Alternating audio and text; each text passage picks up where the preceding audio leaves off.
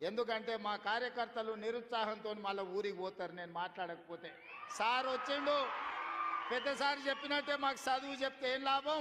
రాజకీయం మాట్లాడకపోతే ఎట్లా అని చెప్పి మా వాళ్ళు అనుకునే ప్రమాదం ఉంది. అందుకే కొన్ని రాజకీయపరమైన అంశాలు కూడా ఈ వేదిక మీద నుంచి ప్రస్తావించాల్సిన బాధ్యత నా మీద ఉన్నది. ఆయన నాడు 70,000 కోట్లతోని 2014 జూన్ 2 నాడు మనం రాష్ట్రాన్ని వారికి అప్పజెప్తే 16,000 కోట్ల రూపాయల మిగులు బడ్జెట్తోని ధనిక రాష్ట్రంగా వారికి అప్పజెప్తే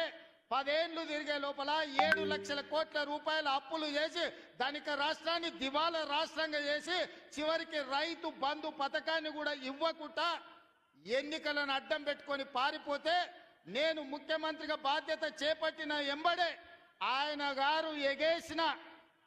గారు ఎగ్గొట్టిన రైతు భరోసా పథకంలో 7,625 కోట్ల రూపాయలు 3 నెలల్లోనే 72 లక్షల రైతుల ఖాతాలో వేసి ఎగ్గొట్టి పారిపోయిన ఆయన కాదు, ఇప్పుడు బాధ్యత తీసుకున్న మీ సోదరుడు మీ రైతు భరోసా పథకాన్ని అమలు చేస్తా అని